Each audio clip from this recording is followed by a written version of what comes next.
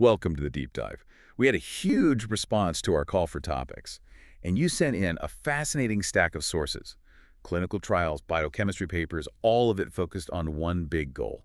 That goal being how to use natural, evidence-based strategies to, well, to really optimize our vascular health, Exactly. To boost blood flow and, ultimately fight that slow creep of systemic aging and what the research calls frailty. which is such a critical topic. It really is. Yeah. So our mission for this deep dive is a full sweep. We're going to unpack these sources, starting with whole foods, then getting into some really targeted supplements. And then kind of zoom out to look at the underlying biology of it all. Right. We want to understand what's keeping your body's vascular highways clear and efficient right down to the cellular level. And it's so important because your vein health really does dictate your systemic health.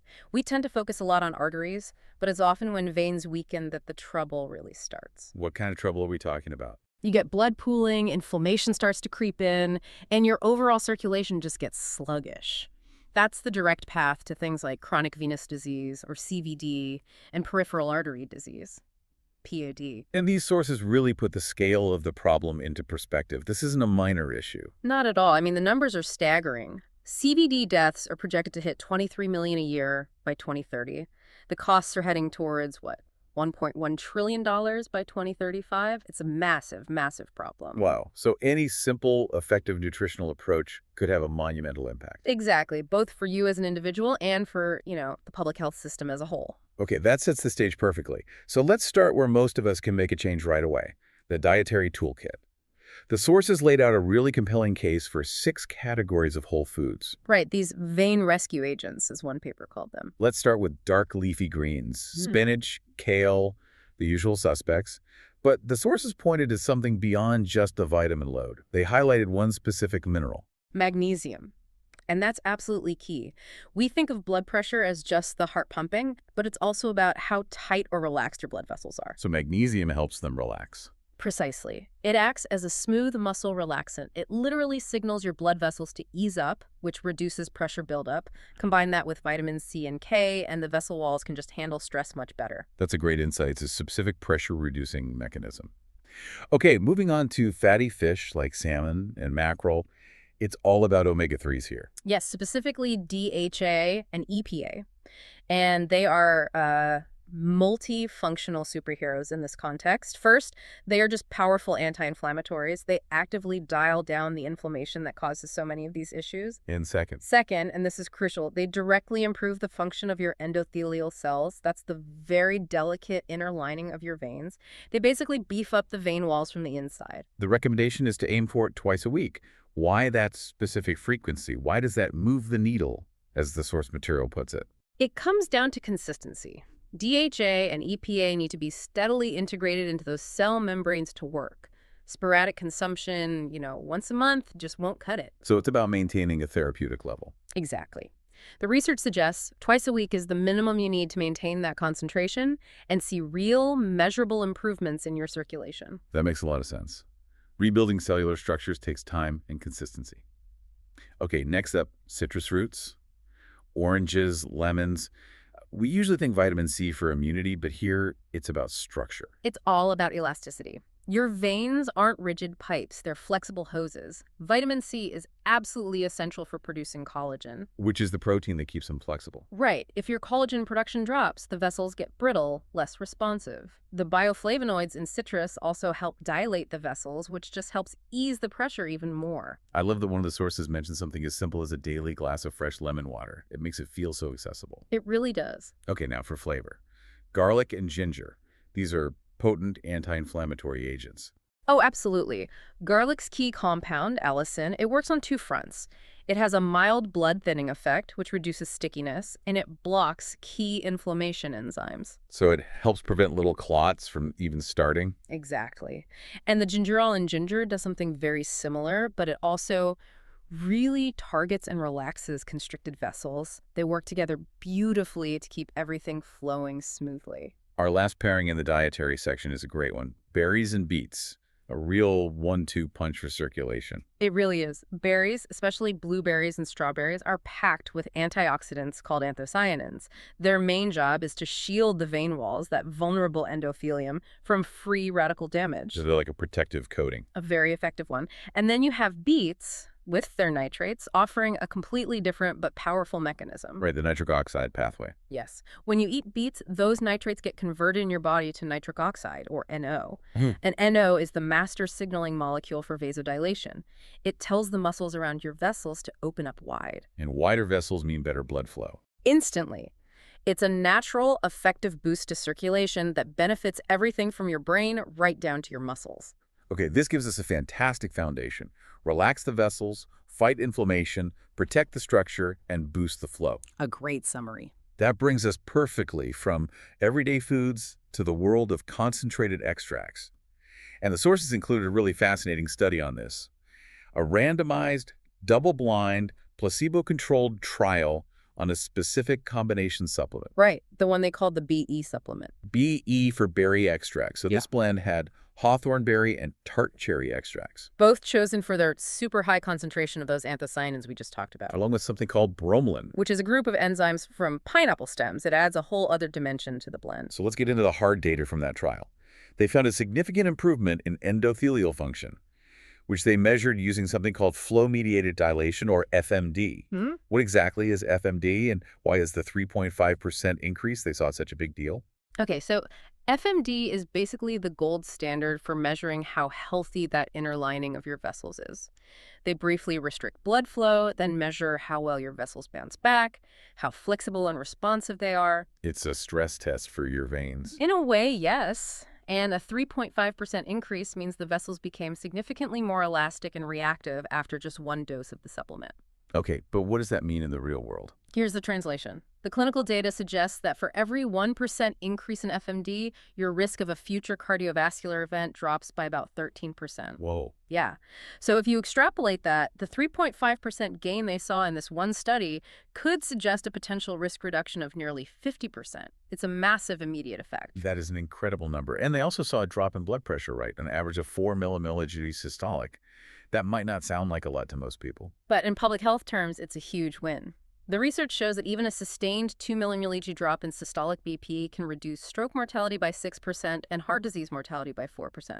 So a 4 millimillig drop is a very powerful lever. On the biochemistry side, they also saw total antioxidant capacity, or TAC, go way up. Right, which confirms the blend is doing its job, actively scavenging those harmful reactive oxygen species, or ROS, that drive so much of the damage. And here's one for anyone who's active.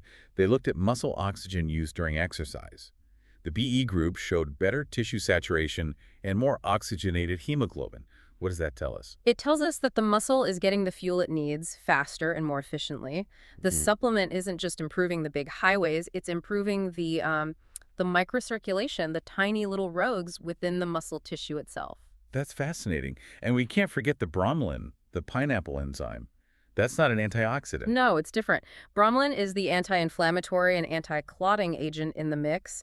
It works by reducing key inflammatory signals, and it also stops certain white blood cells from sticking to the vessel walls and causing damage. It's the calming component. But there was one important limitation they noted. Yeah. That single acute dose improved oxygen delivery, but it did not improve how quickly the muscles got tired during the exercise. A crucial caveat.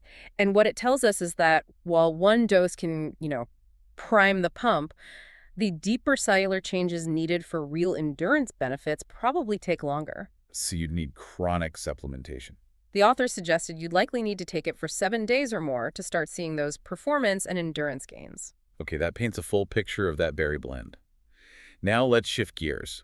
For someone dealing with more chronic issues, like varicose veins, the sources also looked at some of the old guard of flavonoids. Right, the phlebotonic's, specifically diosmin and rutin. Diosmin is really interesting. It's made from citrus of fruit peels, and it's classified as a phlebotonic, which means it specifically tones and strengthens vein walls. It's used a lot for chronic venous diseases, leg swelling, venous ulcers, even hemorrhoids. And it's worth noting, while it's a supplement in the US, its efficacy is so established that it's a prescription drug in parts of Europe. And then there's rutin, which used to be known as vitamin P. Where do we find that? You find rutin naturally in things like apples, figs, buckwheat, and capers. And while it also strengthens vessel walls, its most unique feature is its ability to help prevent blood clots or thrombosis.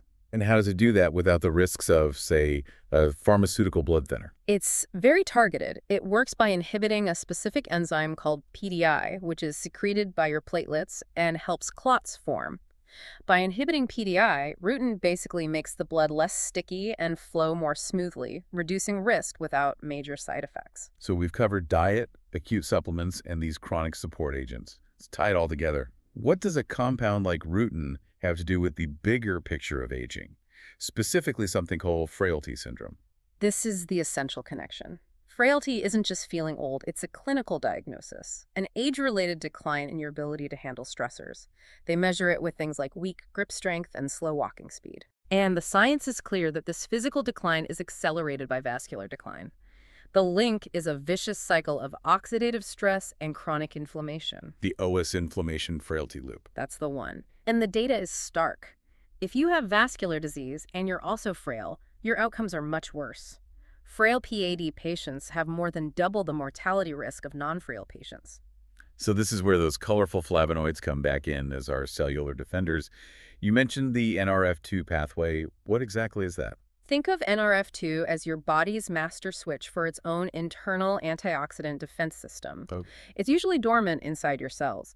But flavonoids, like the anthocyanins from berries, they act like a key. They turn NRF2 on. right. Once it's activated, NRF2 travels to the cell's nucleus and unleashes a whole battery of protective antioxidant enzymes. So the flavonoids aren't just acting as antioxidants themselves. They're telling your body to make more of its own antioxidants. Exactly. It's coaching your body's own defense system. And we see this in action. One study showed that a cocoa flavonoid, epicatechin, actually improved walking distance in PAD patients by activating NRF2 and boosting mitochondrial function in their muscles. That's incredible. The idea that something in cocoa can literally help someone walk better. And the omega-3s work on a parallel track, tackling inflammation and energy. They dial down those inflammatory signals we mentioned, TNF-alpha, IL-6. They boost nitric oxide to keep vessels flexible. And, critically, they promote mitochondrial biogenesis, Meaning they help your body build new, healthier power centers in your cells. which means less oxidative stress, which further helps break that whole frailty cycle. This has been a really comprehensive look at the science. We've got a powerful toolkit here, Yeah. from staples like fatty fish and beets all the way to concentrated supplements like that BE blend, diosmin, and rutin. The science is solid on this. Absolutely. These compounds are scientifically shown to improve that flow-mediated dilation, lower blood pressure, and boost oxygen delivery where you need it most. The big takeaway really seems to be that these nutritional strategies, which are all, very much aligned with a Mediterranean diet, offer a potent, non-invasive, and cost-effective approach. They really do. They give you a way to help mitigate frailty, support your vascular system, and improve outcomes if you are facing chronic vascular conditions. A perfect summary. But before we go, let's leave you with the provocative thought for the week. This entire deep dive has been about these complex, often colorful molecules like anthocyanins. Yes, and here's the twist.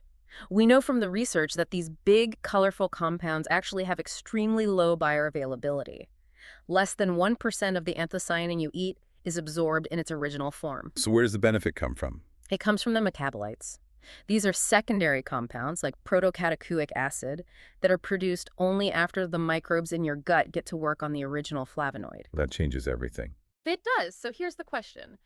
If maximizing your long-term vascular protection is the ultimate goal, should our focus shift entirely away from worrying about eating the original colorful compound and instead focus purely on optimizing our gut microbiome to make sure it can produce these secondary, more bioactive metabolites efficiently? It completely reframes where we look for the solution.